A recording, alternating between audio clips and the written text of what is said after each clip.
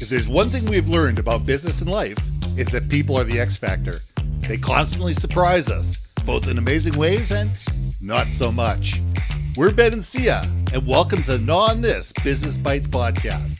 This show is all about real life things we all deal with every day, how they relate to business, and how to make some sense out of our daily chaos. Welcome to the show.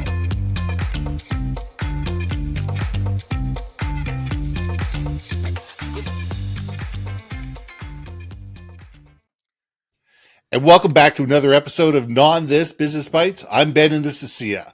But before we get into this week's episode, let's watch this video.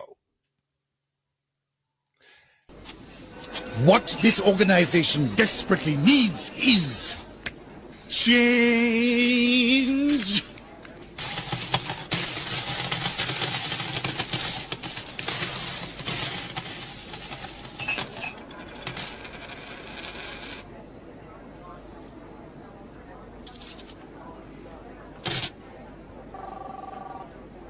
Actually, what this organization really needs is repositioning. That means that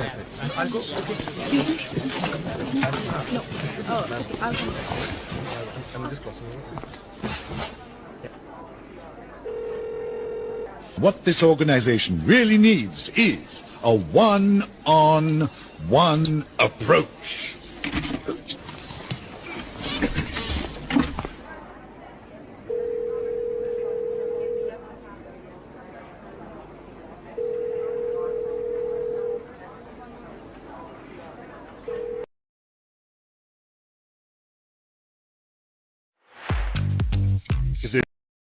We know exactly what we're thinking about. We know exactly what the context is.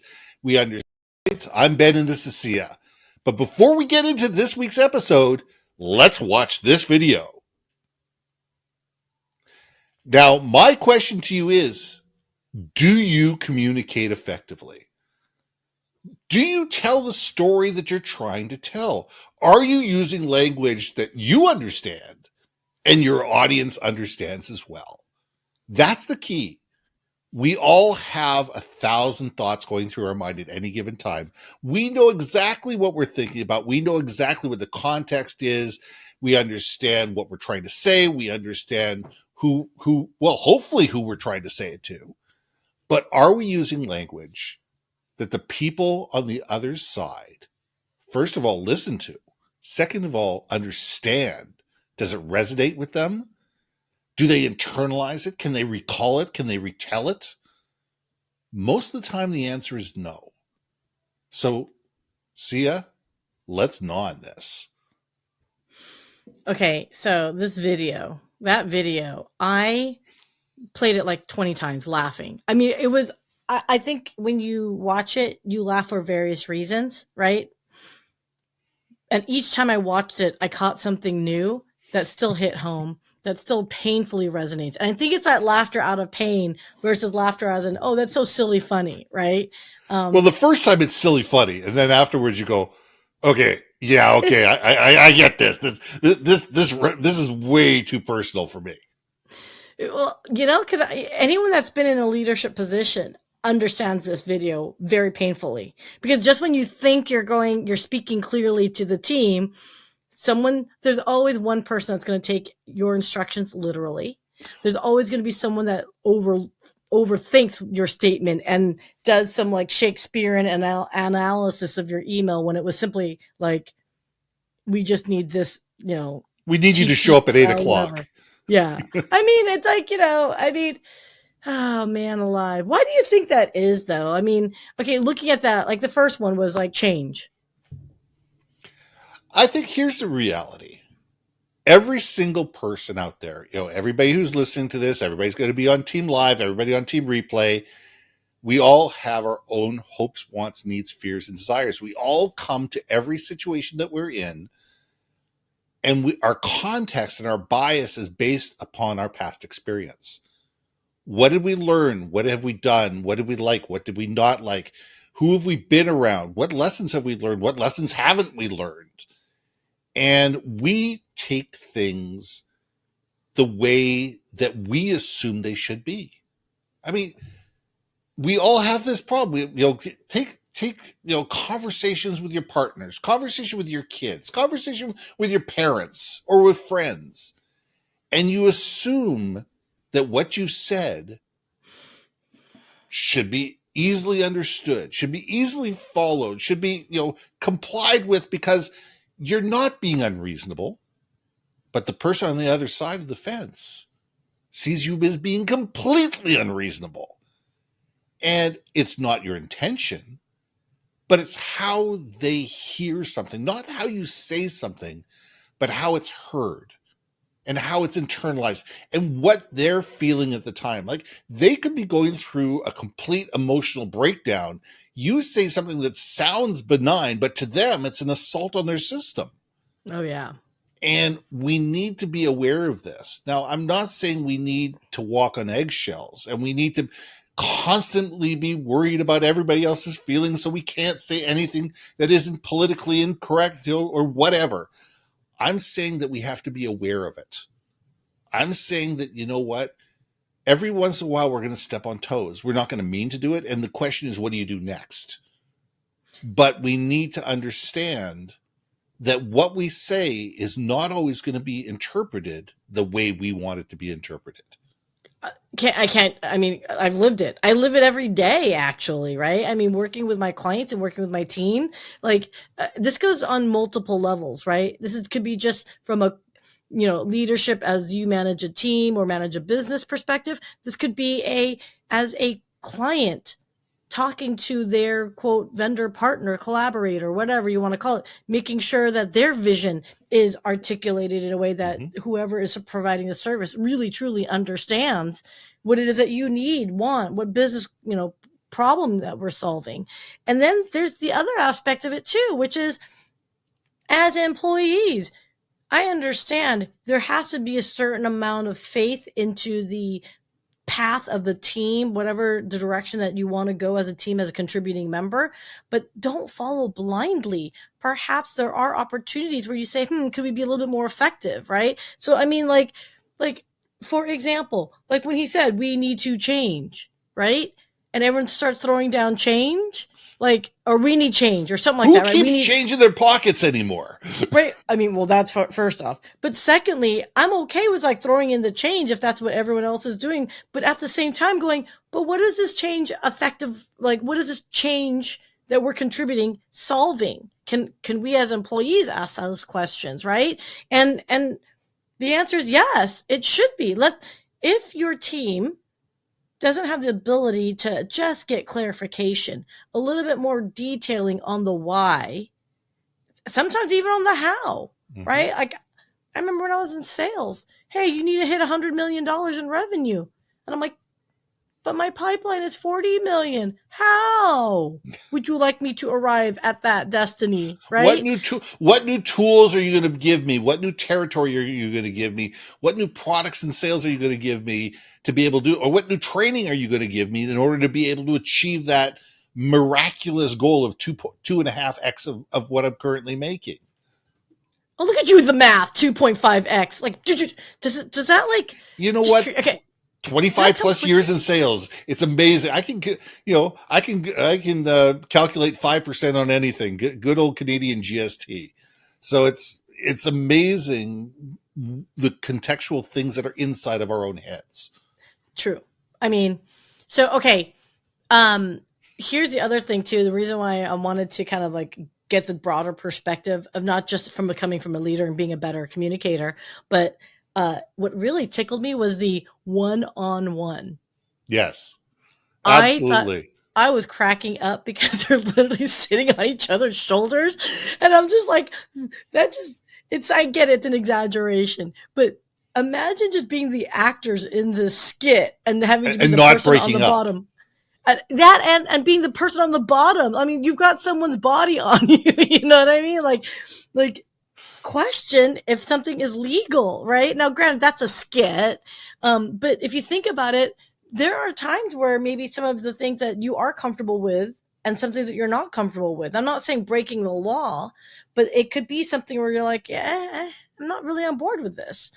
Do we have the ability to express that in this day and age? I think we need to all build cultures that allow for questioning, that allow us to sit there and say, hang on a second, are we actually moving forward? Or are we moving towards groupthink?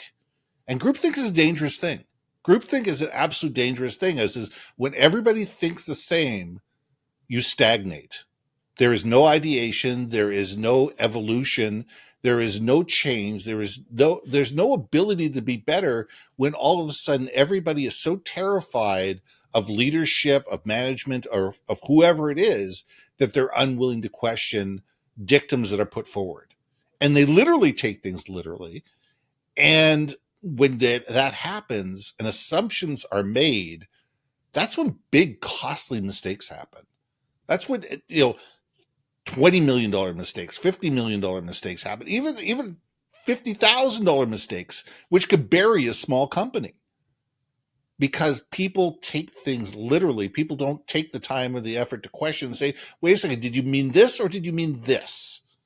Well, that's a big difference. And one is the ability of doing it right and actually be profitable. And the other one is doing it wrong and sinking a company.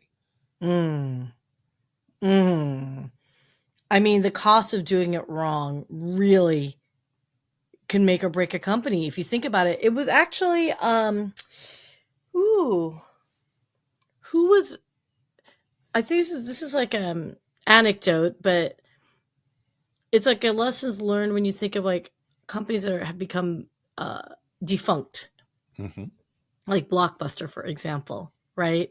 Like, which we finally just lost the last Blockbuster. Oh, that one finally closed? I think it finally closed. Somebody's got a fact check on me, but I think it finally did close. I know. But I wonder, did it close because they're closing it, or is it closed because that person's retired? Because I think I have absolutely no idea. I just heard the story. So somebody's got to fact check me on this. Somebody please in the chat. Somebody please fact check me. Somebody go look at this and see which way, if I'm right or wrong. Anyway, keep going. Yeah, no, I mean, but again, it's like that one critical decision, right? And you know that they all fed into their own vacuum. And I think that's what you're talking about, right? They all made the assumption that VHSs and CDs were going to live forever. And the way that people have always done things is the way they were always going to do it. People will always come and they will want to browse through the shelves, and people will, if they can't find this video, they'll find that video. It's not a big deal. So the internet will never be fast enough that we can actually do streaming, God forbid, and actually have things that aren't going to buffer on us. Don't be ridiculous. People are going to live by going to their cultural icon video store and pick up the movie on a Friday night, or 3 movies for the weekend. That was the assumption of Blockbuster. And when they had the opportunity to buy Netflix for a pittance, I know, and they refused to do it, it buried the company. And there's hundreds, if not thousands, of examples of that, large and small, of companies that are so focused on what they do, and they believe that they've got the magic bullet and nothing is ever going to change that they fade into oblivion within a period of time. And that's being afraid to change, and that's the inability to communicate, of be able to sit there and say, hey, wait a second there, I'm seeing this on the horizon. What about this?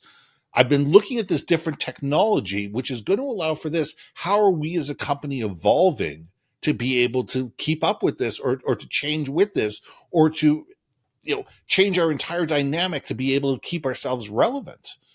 And companies that aren't constantly questioning that, going to trade shows, going to exhibitions, reading on the internet, going to lectures outside of their industry, and seeing who else is doing what, and then being able to articulate that new information in a positive and interesting way inside their organization, are doing themselves a disservice.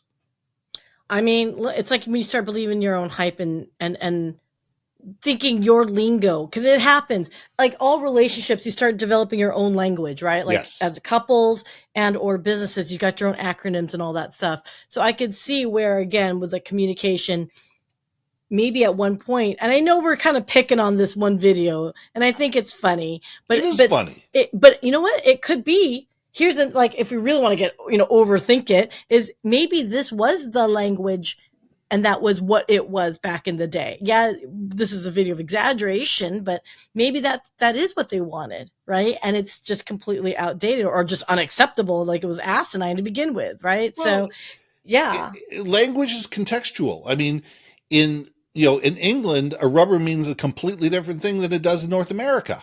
Oh, yeah. To be able to do that. I mean, we need to understand that language, even within North America itself, what we call something in New Orleans may be different than what we say out in New York or LA or South Dakota. Yeah. How we use language is regional, and we need to understand regional context, and we need to understand regional nuance to be able to, explain what we're wanting to say. I mean, Eskimos have how many words for the word snow? Oh, yeah. They've got multiple words for the word snow, and it depends how granular the snow is, how cold it is, how compact, how wet, how it's all packed, that whatever good stuff, it is. yeah. But you don't just call it snow, it's this type of snow, and they have the way to be able to differentiate it because it's something that's part of their culture and part of their way of life.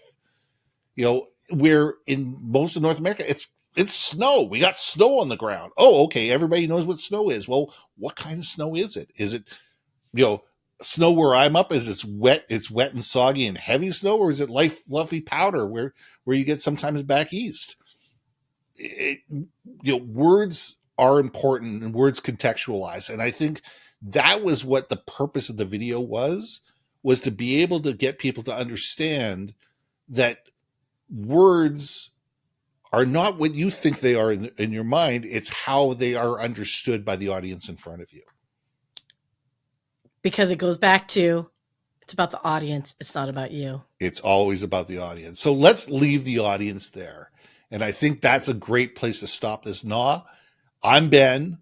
And I'm Syya. And we'll see you soon. Hey. Thanks for listening to another episode of Not On This, Business Bites. If you liked what you heard, we most humbly ask that you like, share, and hit that subscribe button.